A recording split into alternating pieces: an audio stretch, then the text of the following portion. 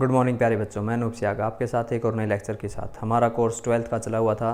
हम एक्सरसाइज 5.3 कर रहे थे, उसमें आगे चले उससे पहले आपका स्वागत है आपके YouTube channel math by Anoop Siyag में। क्लास +2 एक्सरसाइज 5.3 हमने 2x2 का निकाल लिया था inverse using elementary row transformation.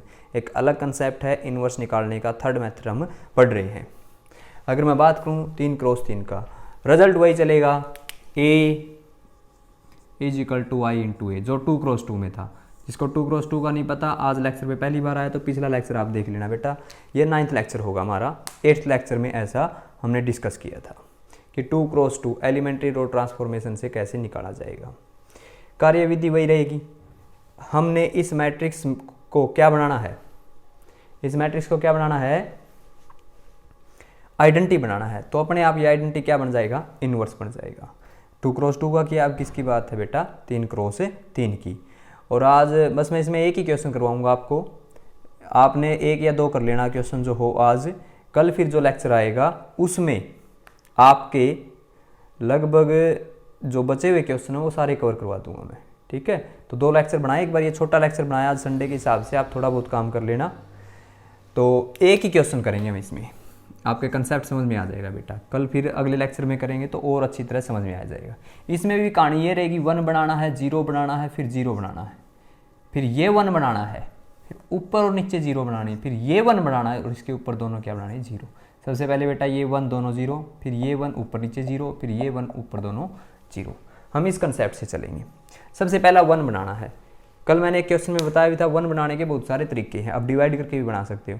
लेकिन अगर आपको किसी रो में 1 नजर आता, और रो ऑपरेशन, रो का मतलब है ना, तो बेटा सारे ऑपरेशन किसके ऊपर अप्लाई करेंगे, रो के ऊपर। अगर किसी बच्चे ने बीच में कॉलम अप्लाई कर दिया तो उसका आंसर में थोड़ी बहुत गलती हो सकती है। कुछ क्वेश्चन ऐसे होते हैं कॉलम में अप्लाई करने से भी और रो में अप्लाई करने से भी सही चलते रहते हैं, लेकिन कई बार हम ऑपरेशन को भूल जाते हैं। चल तो कॉलम का रहा होता है और बातें किसकी वाली याद आ जाती है, रो वाली, इसलिए वो कंसेप्ट क्या हो जाता है, बीच में गलत हो जाता है। तो देखिए 1 चाहिए, मैं इंटरचेंज कर दूं, R1 को इंटरचेंज कर दूं, ये इंटरचेंज का बेटा R2 में, तो क्या बनेगा 1 2 3 0 1 2 3 1 1। सेम यहाँ पर 0 1 0 1 0 0 0 0 1, और ये मैट्रिक्स बेटा आपका A। 1 आ गया, 1 के नीचे 2 0 बनानी है, 1 0 तो हमारे पास पहले ही है, 1 0 और बनानी पड़ेगी। इसके लिए कैसे करें भाई सोल्व, 1 0 तो है, 1 0 ये कौन सी रो है, ये थर्ड रो। ऑपरेशन किस पे लगेगा, थर्ड रो पे लगेगा।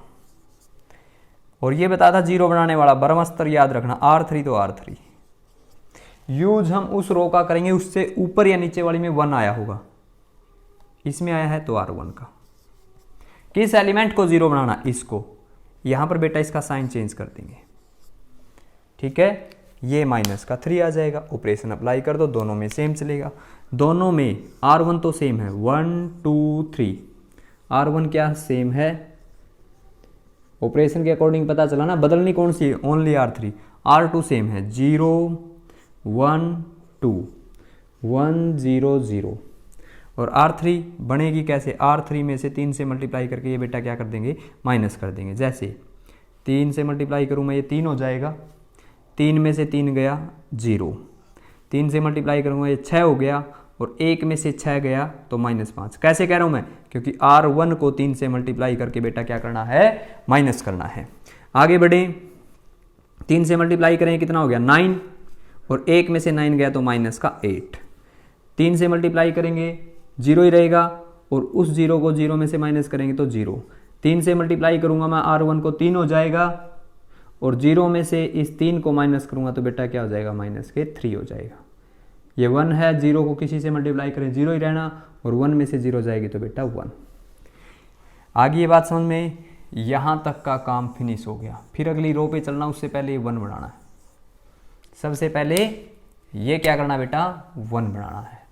आपके पास 1 है, 1 बनने के बाद अगर यहां 1 ना होता, डिवाइड करके 1 बना लेते, इसमें 1 होता और इसमें 0 होती, तो इन दोनों को इंटरचेंज कर देते। बेटा अगर यहां 1 होता और यहाँ कुछ और होता, इंटरचेंज करते ना, तो ये वाला 1 अपनी जगह बदल देता, हम इन दोनों में इंटरचेंज अप्लाई नहीं कर सकते। जब भी हम इंटरचेंज अप्लाई करें तो इस बात का ध्यान रखना है, जो हमने सेटअप तैयार किया है पहले, जो कवर करके आए हैं, उसमें कोई भी बदलाव नहीं होना चाहिए। ठीक है, तो इस क्वेश्चन में तो आया ही 1 है, तो मेरे को 1 0 किस में चाहिए, R2 में। 1 0 बेटा R2 में चाहिए, और 1 0 R1 में चाहिए, और 1 0 किस में चाहिए, R3 में। ऑपरेशन लगाने का जीरो वाला मेथड, जब भी जीरो बनाना हमेशा ये अप्लाई करना, गलती नहीं होगी। R1 ऑपरेशन तो बहुत सारे हैं, तरीके बहुत सारे हैं सोचने के, लेकिन इस तरीके से सोचना बेटा। R1 है तो R1, R3 है तो R3। यूज किसका करेंगे, 1 का। 1 किस में है, R2 में। R2 क्या लिखें, रो फर्स्ट में कौन बैठा है, 2 बैठा है, इसको 0 बनाना है, आप इसका साइन चेंज कर देना। ठीक है, और रो थर्ड में कौन बैठा है, -5 बैठा, तो ये किसका हो जाएगा, प्लस का हो जाएगा। ये आपका ऑपरेशन चल पड़ेगा। आगे की कहानी सुनो क्या होएगा। फर्स्ट रो तो बेटा सेम नहीं है, बदलेगी। सेकंड रो सेम है, 0 1 2। सेकंड रो में सेम लिख देता हूँ, 1 0 0। ठीक है, बात करें R1 कैसे बन रही है। R1 में से R2 को 2 से मल्टीप्लाई करके माइनस करना। R2 को 2 से मल्टीप्लाई करना, देखो मैं इसको 2 से मल्टीप्लाई करूँगा, 2 × 0 0 हुआ, और इसमें से माइनस कर दूँ, 1 में से 0 गया 1। इसको 2 से मल्टीप्लाई करूँगा 2, और 2 में से 2 गया 0। इसको मल्टीप्लाई, क्योंकि R2 को करना है ना, R2 को 2 से करना, मैं इसको 2 से मल्टीप्लाई कराऊँ। मैंने पिछले लेक्चर में ये बताया था, बार बार नहीं लिखेंगे, क्वेश्चन में ही सब कुछ सोल्व करना सीखेंगे। 2 से मल्टीप्लाई कर लूँगा, ये कह रहा है 4 हो गया, ऊपर वाले में से माइनस कर देंगे, R1 में से 3 में से 4 गया, -1 आ गया। ठीक है, सेम यहाँ पे R1 2 से मल्टीप्लाई करेंगे 2, 0 में से 2 गया -2। ठीक है, ये 2 को 0 से, R2 को 2 से मल्टीप्लाई करेंगे तो 0, और 0 1 में से माइनस करें, 1 में से 0 गया बेटा 1। देखो 0 है, किसी से मल्टीप्लाई कर लें 0 ही रहेगा। ये तो हमारी R1 क्लियर होगी। अब किसकी बात करें बेटा, R3। R3 कैसे बनना है, R3 में 5 से मल्टीप्लाई करके जोड़ना है। 5 से मल्टीप्लाई करेंगे 0 ही रहेगा, और 0 में 0 ऐड करेंगे तो बेटा 0। 5 से मल्टीप्लाई करेंगे 5, और -5 और +5 को जोड़ेंगे तो 0 ऐड करना। इस बार 5 से मल्टीप्लाई करूँगा कितना हो जाएगा 10, और 10 में -8 जोड़ूंगा तो 2। 5 से, क्योंकि R2 को 5 से मल्टीप्लाई करना है और R3 में ऐड करना। 5 से मल्टीप्लाई करेंगे 5, 5 में 0 जोड़ेंगे 5। 5 से किसी 0 को मल्टीप्लाई करेंगे 0, और -3 जोड़ेंगे तो -3 ही रहेगा। 5 से मल्टीप्लाई करेंगे तो 0 है, और 1 में जोड़ेंगे तो बेटा क्या रहेगा 1। यहाँ तक की कहानी समझ में आ गई। हमें क्या चाहिए, 1 चाहिए। कोई बच्चे ये सोचेंगे 1 बनाने का ये तरीका आसान नहीं है, -1 में +1 जोड़ा। सोच तो आपने बिल्कुल सही लिया बेटा, लेकिन -1 में +1 जोड़ा, 1 बन गया, 0 में 0 जोड़ा 0 ही रहा, 1 में 0 ऐड कर दी तो यहाँ वाली 0 ख़त्म होकर क्या बन जाएगा, 1 बन जाएगा। हमने जो बात सोची वो गलत होगी, क्योंकि उसकी वजह से पीछे वाले के ऊपर इफेक्ट पड़ने लग गया, इसलिए हम ये वाला स्टेप अप्लाई नहीं कर सकते, क्योंकि फिर तो ये बदलाव हो गया, फिर इनको सेट करते रहे, ऐसे तो घूम घुमैया हो गया, इसी में चलते रहेंगे, फिर तो बचना है हमें। फिर देखें भाई, इनको इंटरचेंज करने की सोचें तो ये 1 यहाँ उतर के आ जाएगा, फिर भी बात नहीं बनेगी।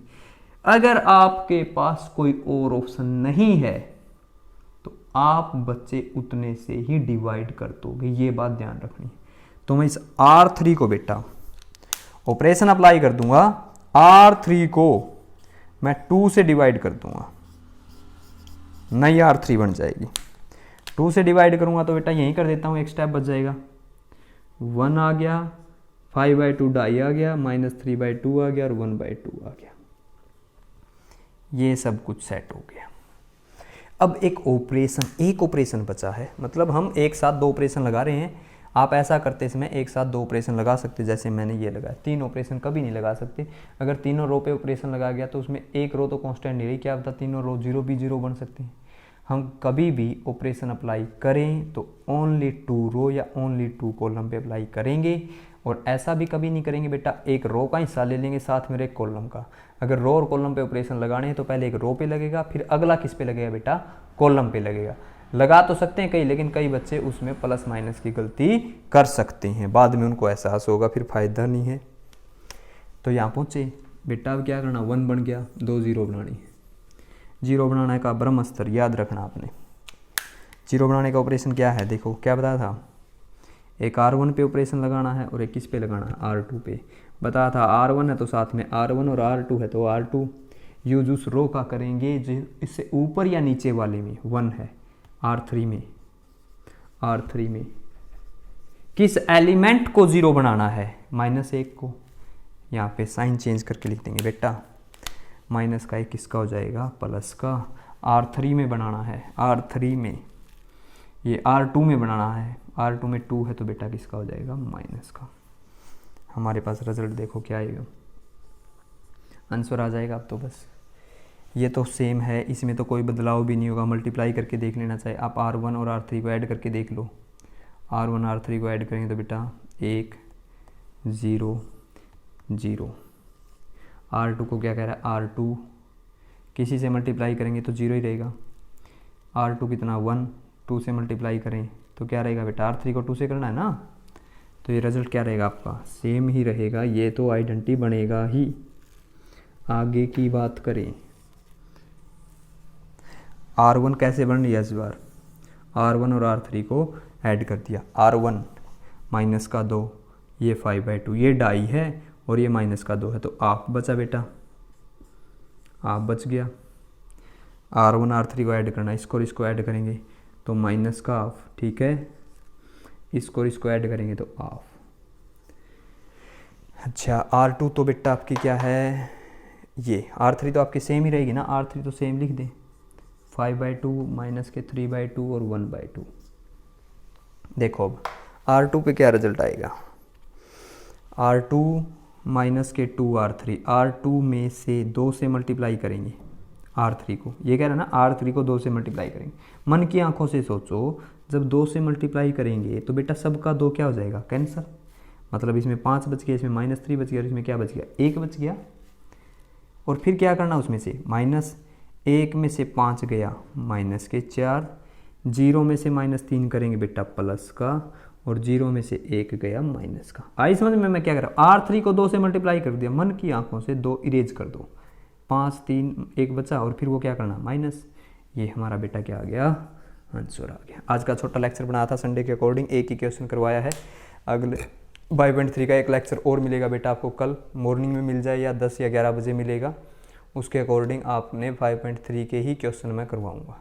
क्योंकि कई बच्चे आज सोच रहे हो भाई क्या है कंसेप्ट, आज थोड़ा सा रिवाइज कर लेना, आप थोड़ा बहुत समझ में आ जाएगा। कल वाले लेक्चर में 3x3 का जो एलिमेंट्री रो ट्रांसफॉर्मेशन उससे कवर हो जाएगा और हमारा चैप्टर कंप्लीट हो जाएगा। उसके बाद 2 लेक्चर में लेके आऊँगा जिसमें ये बताएंगे पिछले पेपर में कितने कितने मार्क्स के किस किस एक्सरसाइज में से आए हैं, वो क्वेश्चन बोर्ड पे लिखेंगे, कुछ सोल्व करेंगे, कुछ आपने को बता देंगे भाई ये क्वेश्चन आए हुए थे। अगर आपके तीनों चैप्टर क्लियर हो गए तो 12 नंबर आपके पक्के हैं। हर कोई बच्चा ये 12 नंबर अपने पक्के करके चलता, चाहे वो फेल होने वाला हो, चाहे जस्ट पास होने वाला हो, चाहे कोई भी, क्योंकि 12 नंबर इतने आसान है हर किसी के लिए। फेल होने वाले हैं, पास होने तक पहुंच जाएंगे, साथ में बने रहिए, ठीक है।